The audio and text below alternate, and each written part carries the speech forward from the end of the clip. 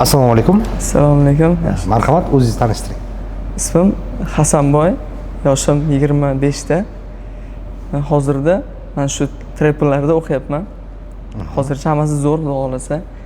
Undan oldin ham shu bu soha bo'yicha qiziqib o'qib ko'rganman.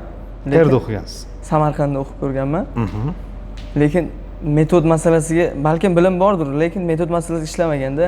Chunki o'quvchi o'qigandan keyin oxirida u mavzularni ishlata olmayapti-da. Shunda adashyapmiz. Bu yerda o'qiyotganingizga chamasi 3 hafta bo'lyapti.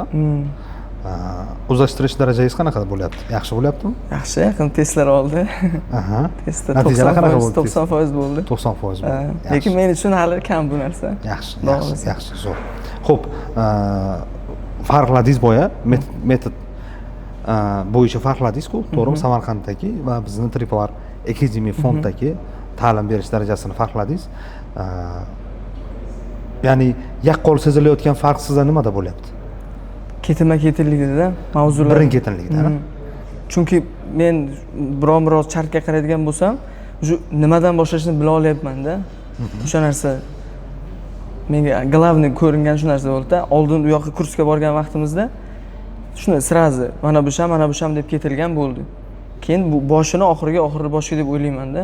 Qiynalaman. U mavzular umuman foydalanmay qo'yganman-da. Hozir ketma-ketlik to'g'ri taqdim etilmagan sizga. Shunaqa deb o'ylayman. Yaxshi. Kelajakdagi maqsadlaringiz nima?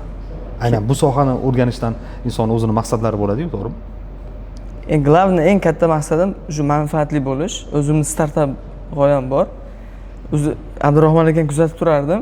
Keyin Buxoroga telefon qilganman birinchi. Shu Abdurahmon akam ulab bera olasizmi? Startap bo'yicha moliyalashtirmoqchi edim, gaplashmoqchi edim degan vaqtimda hozir startaplar bo'yicha ishlamayapti degandan keyin shu rolik ko'rib qolgandim. Jamoasiga oladi o'qishdan keyin degandan keyin maqsad qo'ydim, shu yerda o'qib, shu jamoaga qo'shilib startapni moliyalashtirish bu yo'g'ida. Chunki ko'p joyga borib ko'rdim-da, ko'p tashkilotga, anaqalarga iloji bo'lmadi bu narsada. Shunaqa xudo xolasa endi shu startapni moliyalashtirishda maqsad katta kompaniya qurish. Inshaalloh, niyatingizga yeting avvalo.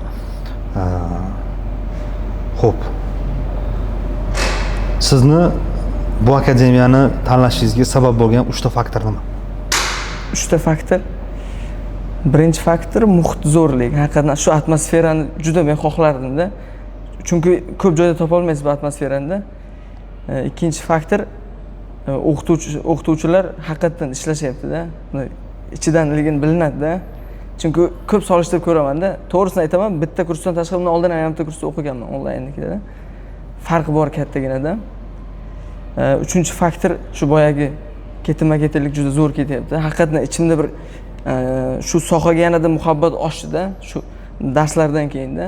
Chunki tushuncham bu boshlanyapti, nimagadir shunaqa tuyulyapti menga hozircha. Damlasha olib ketish xudo xolasa shu tempda olib ketish niyatim bor. Albatta. Sizni akademiyamizda ko'rib turganda xursandman. Rahmat. Xudo xolasa fondda birga faoliyat yuritishimiz nasib bo'lsin. Xudo xolasa inshaalloh. Xush kelibsiz. Rahmat kattakon.